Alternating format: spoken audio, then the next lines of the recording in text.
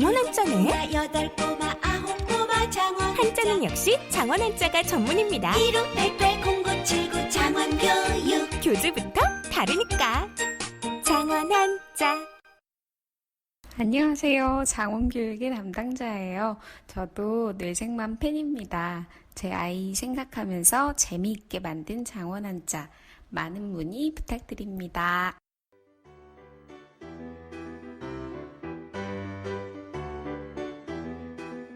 네, 정신과 의사들의 실전 육아 이야기 뇌생맘 클리닉 14번째 방송입니다. 자, 청취자분들께 인사드리고 시작할게요. 네, 안녕하세요. 28개월 유리 아빠 정신건강의학과 전문의 허규영입니다. 안녕하세요. 인우, 준우 두 아들 아빠인 김지용입니다. 안녕하세요. 소아전신과 전문의 손인정입니다. 네, 그리고 저는 22개월 은호 아빠 오동훈입니다. 자, 오늘은 저희 근황 매번 말씀드렸었는데 이 근황 대신에 청취자분께서 보내주신 메일 하나를 소개해드릴까 합니다. 20개월 아들하고 생후 50일이 같이 난 딸 쌍둥이를 기르고 계신 청취자분이신데요. 저희 수면 특집 방송을 듣고 청취자분 본인이 아이들에게 적용하고 있는 수면 의식과 생활 일과표를 정리해서 저희한테 보내주셨어요. 굉장히 구조화가 잘 돼 있어가지고 이 부모님께서 많은 노력을 기울이셨구나 하는 생각이 들었는데 실제로 이 세 아이 모두 생활 일지를 매일매일 기록해서 패턴을 찾아내려고 이렇게 노력을 하셨다고 합니다. 대단하죠. 네, 보통 노력으로는 안 되는 일인데. 네. 또 본인의 육아 원칙을 좀 적어서 보내주셨는데요. 그 중에서 인상적인 대목을 좀 몇 가지 소개해드릴게요. 먼저 아이가 가족의 일부가 되어야 한다. 가족이 아이의 일부가 되어서는 안 된다. 두 번째로 육아에 대한 부부간의 의사소통이 원활해야 한다.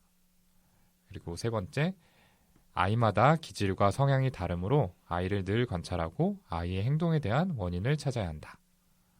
넷째로, 아이는 나의 소유가 아닌 독립된 인격체다. 다섯 번째, 아이가 우는 것은 말을 하지 못하는 아이의 의사표현이지 울음 자체를 문제로 여기지 않아야 한다. 그리고 마지막으로 부모의 역할은 아이를 사랑해주고 타인과 교류할 수 있는 방법을 알려줘서 나중에 부모가 없이도 스스로 살아갈 수 있도록 하는 것이지 좋은 대학을 갈 수 있도록 하는 게 아니다. 네, 이렇게 6가지를 말씀해 주셨어요. 네. 네, 듣다 보니까 진짜 저도 새겨들어야겠구나 싶고요. 그 메일을 주신 이 사연자분께서 저희가 이전 방송에서 언급했던 그 이지 육아법, EASY 육아법이 나와 있는 그 베이비 위스퍼라는 책을 참고해서 육아를 하셨다고 하니까 관심 있으신 분들은 한 번쯤 읽어보셔도 좋을 것 같아요. 네.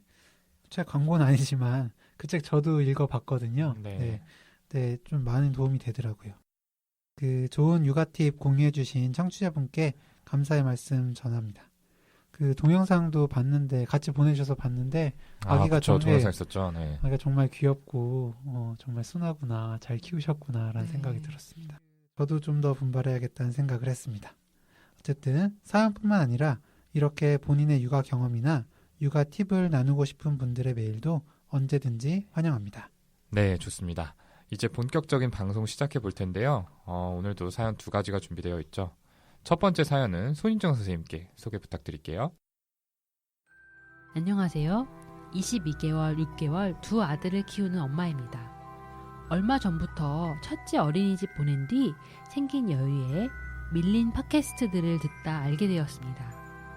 현실 육아라는 말이 와닿게 실전에선 고개를 끄덕이며 공감하고 설명해 주시는 이론으로 아이를 좀 더 이해하는 데 도움이 되었습니다.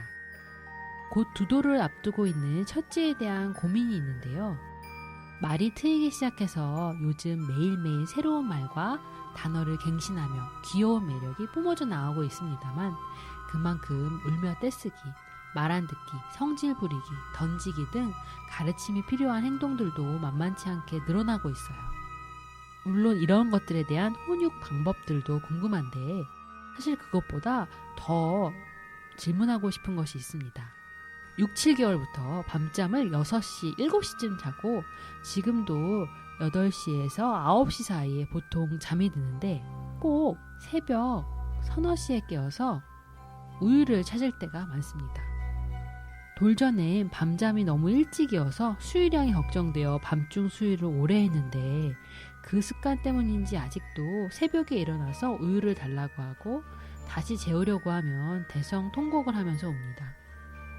걱정이 되어서 치과 검진을 빨리 받았는데 우식증은 없다고 하고요.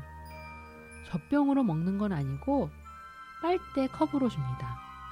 밤에도 그렇지만 낮에도 우유를 너무 찾는 경향이 있는데 근래에는 밥도 잘 먹지를 않을 정도예요. 식사 중 장난도 많이 치고요. 복직이 얼마 남지 않아서 둘째는 모유 수유를 일찍 그만두고 분유 수유 중인데 그 탓인지 싶기도 하고요. 둘째를 따라서 우유를 먹는 것인지. 밤중에 먹는 양까지 치면 우유 양이 600ml에서 많을 땐 700ml, 800ml까지도 됩니다. 식습관도 고치고 싶고 밤에 일어나 우유 찾는 것도 줄이고 싶은데 이와 관련된 부분도 알려주시면 감사하겠습니다. 네, 사연 잘 들었습니다. 오늘은 시기와 관련된 사연 2개를 다뤄볼 예정이죠. 이 첫 번째 사연은 곧 2돌이 되어가는데 낮이나 밤이나 우유를 찾는 아이 때문에 고생하고 계신다는 사연이네요. 다들 좀 어떻게 들으셨어요? 유리도 한참 동안 자기 전에 우유를 먹고 잤어요. 이제 2돌 될 때까지는 꼭 우유 다 먹은 컵을 손에 들어야 잠이 들었던 것 같아요. 약간 뭔가 의식처럼. 잠이 들면 이제 유리 자는 방에 슬그머니 들어가서 컵을 빼오곤 했었는데 2돌 그 무렵에 이제 공갈 젖꼭지 떼면서 자기 전에 우유 주는 것도 같이 끊었습니다. 네, 사실 우유를 먹이면은 부모 입장에서 좀 편한 부분이 있잖아요. 네. 특히 이유식을 시작하는 단계에서는 음식을 잘 안 먹으려고 하니까 저도 우유로 대신한 적이 있었는데 이 소아과 친구가 우유를 너무 많이 먹이면 장출혈 위험성이 있다고 먹이지 말라는 말을 하더라고요. 그래서 우유 내 단백질 성분이 장 점막을 자극해서 미세출혈을 일으킬 수 있다. 이런 건데요. 저는 그냥 단지 이론적인 가능성일 거라고 생각했는데 찾아보니까 전체 아기들의 40%까지 영향을 받는다라는 연구 결과가 있더라고요. 또 영아기 빈혈의 주단 원인 중 하나다. 이런 이야기도 있어서 저도 이 이야기를 들은 후로는 우유는 오전에 한 번, 자기 전에 한 번 이렇게 2번만 좀 주고 있습니다. 우동훈 선생님 이제 우유 업체에 고소당하시는 거 아니에요? 제가 대신 많이 먹고 있고요. 우리 집 애들 우유 진짜 많이 먹는데 저는 정말 대공감을 한 사연이고요. 저희 첫째가 밤에 먹는 우유를 잘 뗐었는데 동생이 생기고 나니까 동생이 이제 자기 전에 분유 먹는 모습을 보고 자기도 우유 달라고 보채기 시작해서 많이 힘들었었거든요. 네, 맞아요. 그럴 때 이제 낮에 먹는 생각나요. 것처럼 그냥 컵에 갖다 주면 절대 안 먹고 자기도 젖병에 먹겠다고 막 울면서 때를 써가지고 근데 그때는 제가 이제 동생이 생겨서 안 그래도 스트레스 받을 텐데 라는 생각에 그냥 줬었다가 그게 이제 습관이 돼가지고 고생을 좀 했었어요. 한 번은 호텔에 가서 잔 적이 있는데 밤에 이제 젖병으로 우유 먹겠다고 막 난리를 피했는데 둘째의 젖병만 가져가고 첫째 건 안 가져갔었거든요. 보통 잠들기 전에 졸리면 더 짜증내니까 그것 때문이겠지 이러고 아빠랑 젖병 찾으러 가보자 이러고 유모차에 태워서 이렇게 잠들길 바라면서 걸어 다니는데 30분이 넘어도 졸음을 이겨가면서 젖병을 찾더라고요. 그래가지고 결국 에라 모르겠다 네가 이겼다 이러면서 방에 돌아와서 둘째가 먹고 난 그 완전 애기 젖병에다가 우유를 준 적이 있어요. 그거 먹고 바로 자더라고요. 실제로 이 우유 문제로 참 그죠 네. 고민이 있으셨네요. 네. 저는 사연 들으면서 새벽 서너시면은 진짜 아주 정말 크리티컬한 시간이잖아요. 그렇죠. 멘탈 나가죠. 그러니까요. 사연 보내주신 부모님 진짜 힘드셨겠다라는 생각이 들더라고요. 네, 맞습니다. 자, 그러면 이 새벽에 일어나서 우유를 찾는 이유가 뭔지 또 여기에 대해서 어떻게 하면 좋을지에 대해서 좀 이야기를 나눠볼게요. 전 사연에서 최근에는 낮에도 밥을 안 먹고 우유를 찾는다고 하신 부분 그리고 동생이 분유 수유를 하는 것이 영향을 준 것 같다고 하셨는데 지용 형이 해준 얘기가 생각이 났어요. 그 인우가 준우 우유 먹는 걸 보더니 안 먹던 우유를 따라서 먹는다고 하거나 안아달라고 한 적도 있다고 그때 이야기를 말했었잖아요. 방송 네. 전에 따로 얘기한 적도 있었죠. 네네네. 네. 그리고 이제 또 사연자분이 말씀하신 대로 밤중 수유를 하셨던 것이 이제 원인 중 하나일 수도 있어요. 아이에게는 새벽에 일어나서 이제 뭘 먹는 게 수면 루틴이 된 거죠. 저희 집도 그랬었거든요. 이제 사연의 아기도 다시 재우려 하면 이제 크게 운다고 하셨는데 그럴 때 우유를 주면 뚝 그치고 먹고 자니까 사실 주면 너무 편해요. 네. 그리고 전 생각이 든 게 가능하다면 저녁 식사량을 늘려보는 것도 어떨까 생각이 들었는 게 저희 애들도 든든히 먹지 못한 날은 밤에 깨서 우는 편이거든요. 맞아요. 이제 든든히 먹여야 통잠을 잘 자더라고요. 저는 밤에 일어나서 그 중간에 우유를 먹는 것 자체가 이제 아이한테는 큰 문제는 아닐 것 같긴 해요. 사연을 보내주신 어머니께서 너무 피곤하신 게 그게 큰 문제라고 생각이 들고요. 그래서 아이가 잠들면 그냥 쉽게 찾을 수 있는 곳에 혼자 이제 먹을 수 있게 그냥 우유를 좀 두시는 건 어떨까요? 발상의 전환이 네. 있는데. 심지어 머리맡 이런 데다 네, 그냥 아이가 그냥 찾아서 그냥 알아서 먹게. 그래서 이제 그런 식으로 점점 하시다가 중간에는 이제 우유 말고 물로 좀 바꾸는 거죠. 그래서 잠결에 몰래 먹는 거. 네, 그래서 원효대사 해골물처럼 우유인 줄 알았는데 네, 그래서 일어나 보니 물이구나. 처음에 우유 100%, 뭐 우유 50% 이런 식으로 해서 물로 바꾸고 네, 점점 물도 끊는 그러니까 약간 희석해 가는 거죠. 그런 이제 점진적 소거법은 아니지만 그렇게 약간 방법을 좀 써보는 건 어떨까라는 생각을 해봤습니다. 네. 중요한 건 지금 반복되다 보니까 꼭 그 시간을 깨고 배고픔을 계속 느끼게 되는 거. 그렇게 이제 또 바이오리듬이 세팅이 되어 있다는 게 사실은 네, 문제일 텐데요. 얼마간은 어렵더라도 깨서 우유를 아이가 찾는 순간이 와도 좀 먹이지 않는 거를 이제는 좀 해보실 때가 되지 않았나 싶긴 하고요. 그리고 낮에 우유를 많이 먹어서 밥을 적게 먹는 거는 지금으로서 아주 큰 문제는 아닐 것 같다는 생각이 들었어요. 예.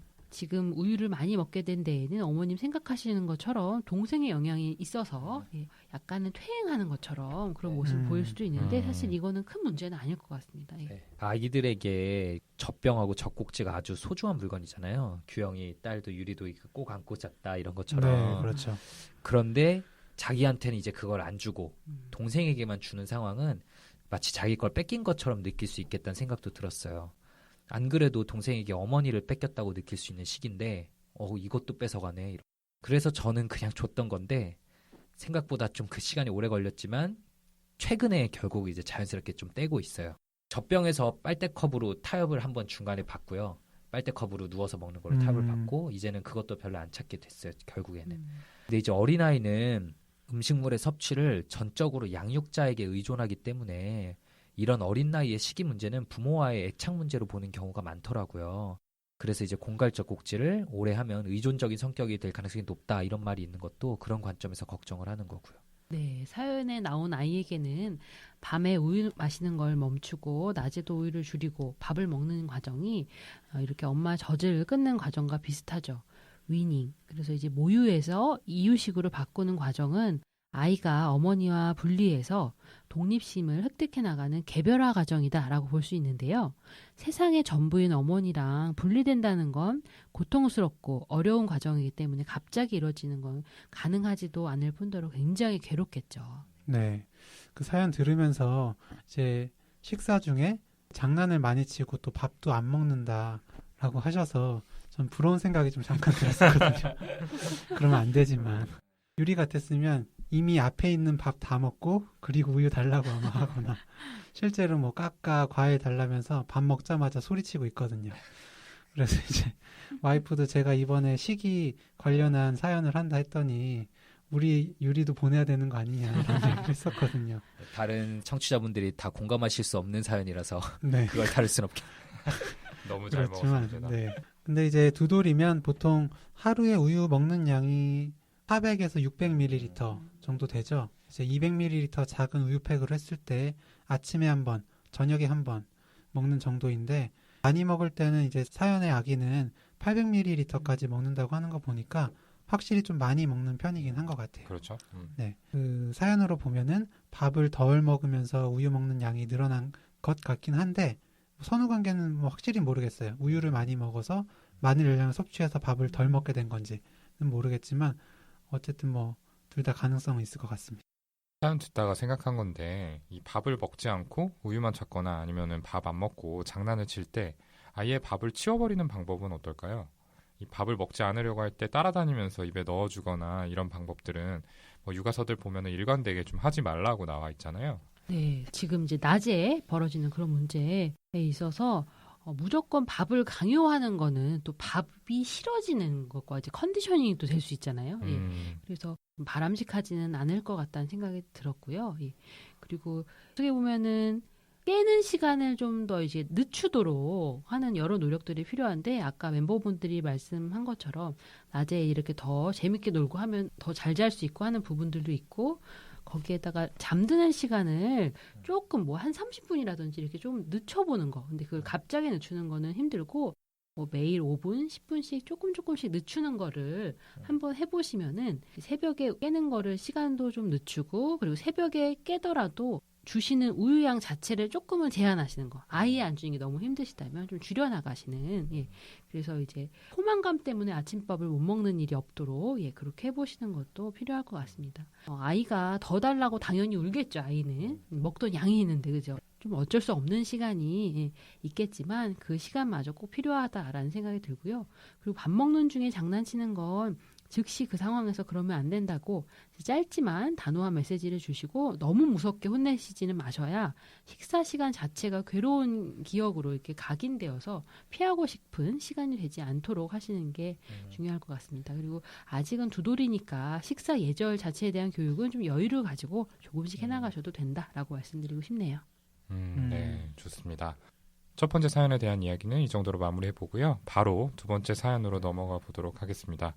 두 번째 사연은 우리 김지용 선생님께 좀 사연 소개 부탁드릴게요. 안녕하세요. 17개월 딸을 둔 앙주맘입니다. 10개월부터 걷기 시작한 아이가 14개월쯤부턴가 식탁 의자에서 일어서기 시작합니다. 식사 중에 손이 다른 것에 집중하기 시작하면 잘 앉아 있다가 흥미가 떨어지면 일어나는 통에 고민 사연을 드립니다. 집중시키기 위해 책, 장난감, 요리기구 등으로 집중시키곤 합니다. 매번 새로운 것을 줄 수 없으니 아이템은 고갈되어 가고요. 영상은 되도록이면 보여주지 말자 주의여서 보여주지 않고 있습니다. 밥은 스스로 먹을 때가 되어 손에 숟가락과 포크를 쥐어줘도 성취감이 부족한지 또 빨리 식사 시간을 뛰어넘고 싶은지 몇 번 시도하다가 먹여주고 나면 식기를 내동댕이 쳐버리기 일쑤입니다. 먹다가 의자에서 나가고 싶어 하거나 일어서면 위험하니까 꺼내주고 좀 어르고 달래서 다시 앉히고 하는 과정을 반복합니다. 오은영 박사님이 36개월 이전에 훈육은 의미 없다고 하셔서 훈육까지는 아니고 굉장히 단호한 어조로 안 돼, 일어나지 마, 엄마 아빠 다 먹을 때까지 기다리는 거야 하는 수준으로만 이야기하고요. 밥 먹는 시간이 그러면 자연스럽게 길어지니까 식사 시간이 스트레스로 다가와요. 그동안은 식사로 고민해 본 적 없고 밥을 거부하거나 뱉거나 하는 행동은 하지 않았고 식탁 의자에서 일어나는 것이 이 지루하거나 새로운 탐색을 하러 하기 위함인 것 같은데 식사 시간을 즐겁게 해줄 수 있는 방법은 어떤 게 있을까요? 요약하면 1. 식사 중 집중도를 위해 책이나 장난감 사용이 적절한 방법인지 2. 식사는 앉아서 하는 거란 걸 알려주기 위해 사용하는 앉혔다 내려뒀다 다시 앉히는 방법이 효과적인 건지 3. 잘못된 방법이라면 어떻게 해야 하는지 4. 셀프 피딩은 어떤 방법으로 하는 게 효과적인지 5. 왜 일어날까요? 시간이 지루하고 새로운 탐색을 위한 것일까요? 이상입니다. 네, 식사 중에 자꾸 일어나서 놀고 싶어하는 17개월 아이를 가진 어머님의 사연이네요. 자, 다들 좀 어떻게 들으셨어요? 밥을 먹다가 일어나는 것뿐만 아니라 식기를 던져버리기까지 한다고 하셨잖아요. 정말 걱정이 많이 되시겠어요. 나름대로 대처를 잘 하고 계신다는 생각이 들었는데 그렇게 잘 하고 계시면서도 식사 시간이 길어지니까 그것 자체도 또 힘이 많이 드시는 것 같네요. 정말 고생이 많으십니다. 네, 이 나이 때 부모님들의 좀 흔한 고민이 아닐까 싶고요. 지금 읽은 사연 말고도 또 다른 비슷한 사연이 사실 있었는데 11개월 아기가 아기 의자에서 계속 일어나려고 해서 밥 먹이기 너무 힘들다. 쫓아다니면서 밥 먹여도 괜찮은가를 여쭤보셨어요.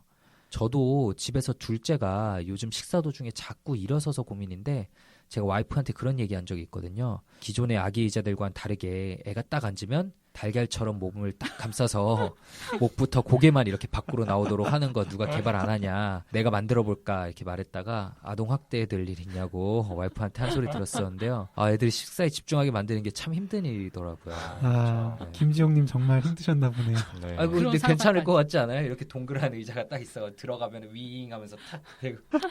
정신과 의사라는 사람이 진짜 결국 강박의 일종인 거네요. 굉장히 잔인하네요. 잘 먹이는 게 참 잘 재우는 것만큼 힘든 일이죠. 많은 부모님들과 나누기에 유익한 사연을 보내주신 것 같아요. 네, 이 사연자분 같은 경우에는 그동안 아이의 식사 때문에 고민한 적이 없으셔서 더 지금의 식이 문제가 큰 고민으로 다가오실 것 같아요. 이 요약을 해주셨는데 요약하신 내용에 하나씩 좀 저희 의견을 말씀을 드려보도록 하겠습니다. 그 첫 번째, 식사에 집중시키기 위해서 책이나 장난감을 사용하는 것이 적절한지 라고 질문을 해주셨네요. 저는 그렇게 하시는 거에 대해서 좀 반대해요. 그러니까 책이나 장난감 자체의 주의를 뺏겨서 식사는 더 뒷전으로 밀려나고 식사 시간도 지금보다 더 오래 걸릴 수 있을 것 같거든요. 네, 그렇죠. 식사 시간에 식탁에서는 식사와 대화만 하는 것이 좋죠. TV를 본다거나 저도 좀 찔리기는 하는데 네, 장난감 가지고 놀면서 주의를 분산시키는 것 자체가 집중하게 하는 것이 아니거든요. 그래서 이런 것들이 습관이 되면 좋지 않죠. 또 먹는 것 자체의 즐거움을 온전히 집중해서 느끼기도 힘들고 소화를 시키는 것도 무엇보다 방해가 되고요. 네, 어린 아기들이 식사 시간에 자꾸 딴짓하는 이유는 결국 집중력이 약하기 때문이라고 전 생각하는데요. 지금 얘기하신 것들처럼 장난감은 답이 될 수 없고 식사 시간을 더 길게 만들 수 있겠죠. 아기 의자에 결국 앉는 시간을 최소화시켜서 컴팩트한 식사를 하는 게 중요한데 식당 같은 데 가서 식사를 할 때도 요리가 나오기 전까지 아이와 이렇게 밖에서 놀다가 음식이 나온 후부터 의자에 앉아서 식사를 할 때 더 집중해서 잘 먹더라고요. 음식이 만들어지기 전부터 미리 앉아서 기다리면 집중력이 떨어져서 먹기가 힘들죠. 네네. 자, 두 번째로 식사는 앉아서 하는 것이라는 걸 알려주기 위해서 사용하는 방법. 자리에서 내렸다가 오르고 다시 앉히는 방법이 효과적인지에 대해서 물어보셨죠? 여기에 대해서는 어떻게들 생각하세요? 앉아있는 상태에서 아이를 안정시키는 것이 어렵다면은 잠시 내렸다가 안정시키고 다시 앉히는 것은 괜찮은 방법인 것 같아요. 이미 이제 사연을 보내주신 어머니나 아버님께서 아이가 식사를 할 때 옆에서 그냥 같이 하고 계신다면 이 식사는 앉아서 먹는 거구나라는 걸 아이도 그냥 자연스럽게 배우고 알고 있지 않을까요? 네, 아이가 이해하는 언어로 지시를 해주시는 것도 지금처럼 잘 해주시는 한편 아이가 어쩌다가 자주는 아니더라도요 작은 그릇이라도 싹 한 그릇을 다 먹었을 때 안아주고 폭풍 칭찬을 해주시면 그런 행동을 강화해 나가실 수 있을 것 같아요. 네, 좋습니다. 세 번째로 셀프 피딩은 어떻게 해야 하는지에 대해서도 여쭤보셨네요. 이 셀프 피딩이란 거 아기 주도 식사를 말씀을 하시는 것 같은데요. 아기가 스스로 음식에 대해서 관심을 가지고 또 만져보기도 하고 먹어보기도 하면서 이렇게 음식에 흥미를 가지게 되는 거죠.